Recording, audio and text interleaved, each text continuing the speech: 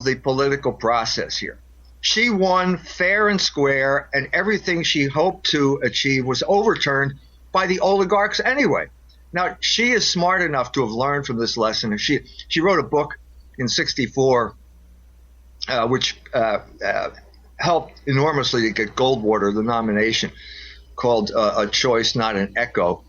And the brilliant part of the book is the middle part, where she talks about the Republican Party, the habit they have of choosing losers to defend the principles, to defend the privileges of the oligarchs.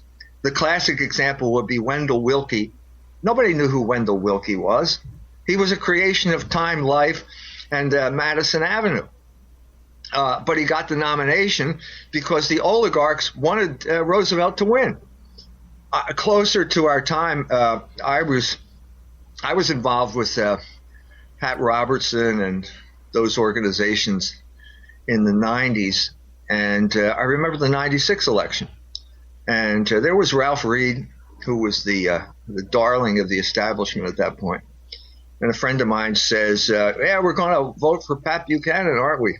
Well, no, we're not. You could tell by the look on Ralph Reed's face that he thought this guy was a complete idiot to say something like that, because the fix was in. The fix was in because Bob Dole was going to get the nomination because the oligarchs wanted Bob Dole to destroy Pat Buchanan.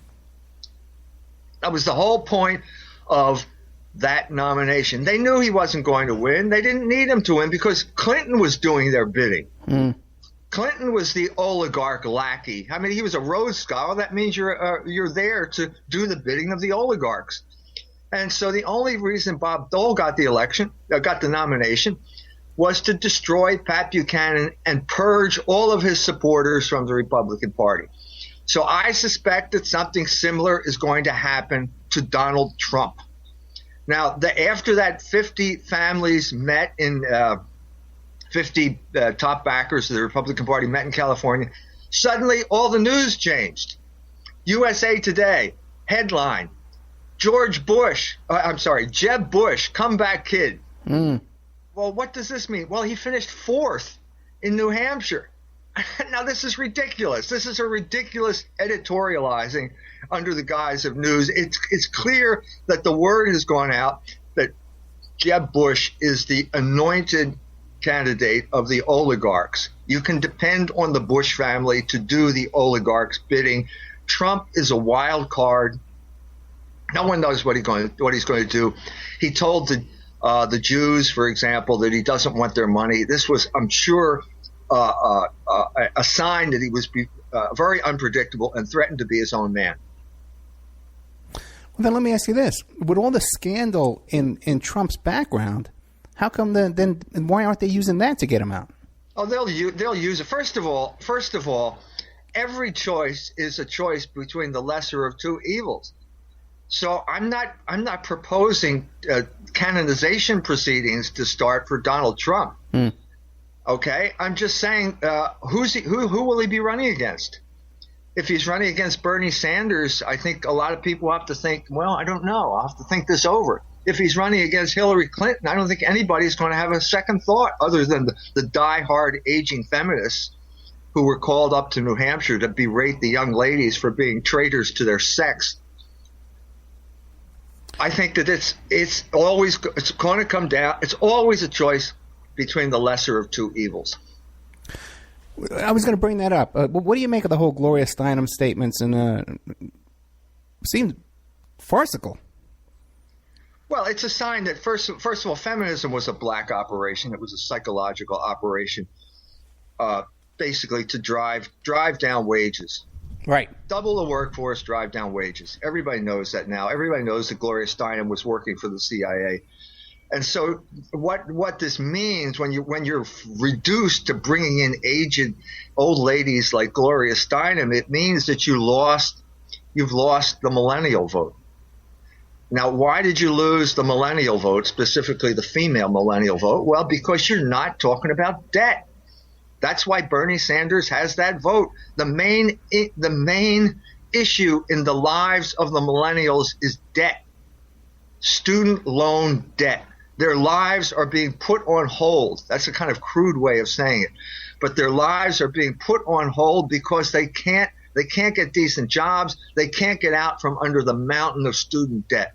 And Hillary is the oligarch's candidate. Her husband is the one who allowed the crash to happen when he handed the government, the financial government, over to Greenspan, Rubin, and Larry Summers. These are representatives of the oligarchs. Hillary is a representative of the oligarchs.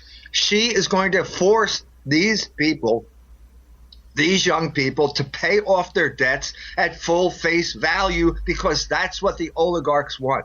Even if it's going to wreck the economy, no matter how many lives it's going to wreck, that's what she stands for, and that's what those oligarchs are paying her to do. And in this sense, the oligarch candidates on the Republican side are no different. They are no different. You know, that's so true. The student debt is so crippling, and you can't even get out of it with bankruptcy. No, absolutely not. It's unforgivable debt. And like you said, it puts your whole life on hold. You know, I'm 53 myself, you know, and I have a kid about to go into college too. So, you know, we're facing that whole thing. So, and we're Bernie supporters. We have by the way, too, I'm broadcasting from Nevada, and we have the caucus here on Saturday afternoon, which is why I was trying to get your endorsement. Okay. A little obvious there. But let's and by the way, too, you know, you say how everybody knows that Steinem is a CIA, you know, and was a Rockefeller, you know, the feminism was a Rockefeller operation. But the thing is, it's almost impossible to find a guest to come on the show and present that argument. Well, there you have it. Aren't you glad I'm here? Yeah, actually, I am. I'm very happy. But see, part of the problem here is that all of the educational system, the entire educational system, has been taken over by the oligarchs. Right. And so as a result, it's very difficult to do research. I mean, in a sense, I go back to what I said at the beginning of the program. The only reason I can do the research I need to do is because I got kicked out of the university system 35 years ago. And it's not easy to do this. It's hard work. You have to spend a lot of time doing it. And you have to build up over time. And who wants to do that? Most people don't want to do that kind of stuff. Most people just like the cushy life of being a university professor where you produce nothing of any value whatsoever. You spend your life in committee meetings, you know, and look forward to when you can go home and enjoy your luxurious home and whatever. But that's what the university has become. It's been totally co-opted. And the Catholic university is every bit as bad, if not worse, than the standard state university. I'm talking specifically about the situation here at Notre Dame University, which was betrayed by Father Theodore Hesburgh and betrayed to the Rockefellers. I'm the one who broke that story, the whole connection between Hesburgh and the Rockefellers and birth control. The Rockefellers were the biggest promoters of birth control on this planet for 40 years, from the 40s up until his death in 78 or 79. And he needed to co-opt the Catholic Church, and Hesburgh volunteered to do this for him, volunteered to undermine the Church's teaching on contraception, organized a meeting between John D. Rockefeller III and Pope Paul VI, at which John D. Rockefeller volunteered to write the Pope's birth control encyclical for him. What a decent guy John D. was to do that for the Pope. The Pope didn't do it. He came out against birth control, and then there was civil war, and Hesburgh stole Notre Dame University from the Catholic Church, and it has remained stolen ever since to this day. What is the net result of theft, this theft of the Catholic Church? The net result is that a university that was dedicated to educating young Catholic people at reasonable cost has become one more usury mill, condemning whoever goes there, Catholic or whatever, to debt bondage. It cost $250,000 to get a Notre Dame education. Oh, my God. Do you realize how long it takes someone to pay off $250,000? Do you know what the starting salary for teachers is in Indiana? It's $30,000. somewhere between $30,000 and $40,000. How long do you have to work as a teacher to get paid off $250,000? Yeah, it's like a 30-year mortgage. Forever. Yeah, 30-year mortgage.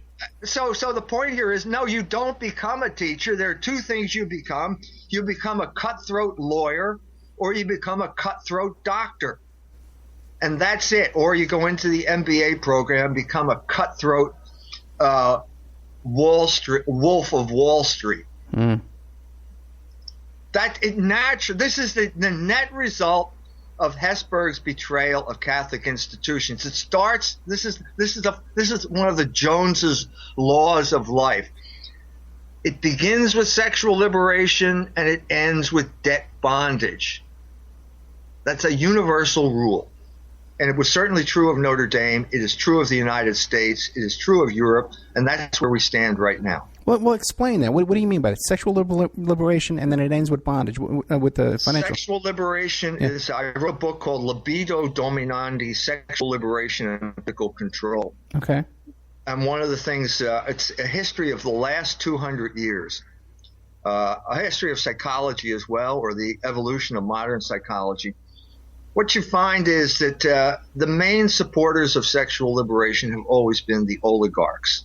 The Rockefellers are the prime example in American history. They were the main supporters of Alfred Kinsey, right? The entomologist from the University of Indiana. A total fraud, a complete fraud. The Rockefellers knew it. The statistics were completely bogus, and yet they supported him consistently throughout because they knew, and this is a quote from the book, the Wardell Pomeroy said that when he was going to be drafted in the Second World War, he wrote a letter saying that his work was essential to the defense of the United States because it explained how to bring large segments of the population under control. Direct quote from Wardell Pomeroy, from the horse's mouth. So what the oligarchs do is that they use the notion of freedom, sexual freedom, to lull the population into a comatose state. And once the people have disconnected and lost control, they become disoriented. They've lost, their families are disrupted, their lives are disrupted. Then the oligarchs behind the scenes get them addicted to debt, and they take over the country. That's what happened. 73, the turning point. That's when wages stopped going up. That's when credit cards came in, and that's when abortion was approved. So you see all of these things revolving around the same axis. Yeah, Dr. Jones, I had Dr. Judith Reisman on the show for 2 hours. We discussed Kinsey at length. Now, I can understand how the sexual revolution that Kinsey, his philosophy, led to male impotence and addiction to pornography, some of the things she described. But I'm not quite getting how you make the case that it leads to debt. First of all, birth control is aimed at ethnic populations. Okay. If you look back at the United States in the 1930s, 1930 up to 1960, let's say, the Catholic population was growing demographically because Catholics did not use birth control. Demographic growth is the basis for political power. Okay? So Kennedy, John F. Kennedy was the final expression of that expansion, that demographic expansion. Why were the oligarchs interested in birth control? Because demographic growth is a threat to their power. Okay, I get that, yeah. Okay, what is an oligarch? What is an oligarch? A synonym for oligarch is creditor. These are the people that own the money. What does a creditor do with his money? He lends it out at interest. That's all they do. That's all they do. They have so much money to take care of every possible luxury item. They use the rest of it to lend it out at interest. This is the way they increase their power. The whole point of democratic government, democratic and demographic are based on the same word, right? It means demos, the people, the mob, whatever you want to call it. These people exercise their power through their votes. Okay? The oligarchs want a situation where you can overturn the votes and change it from one man, one vote to $1.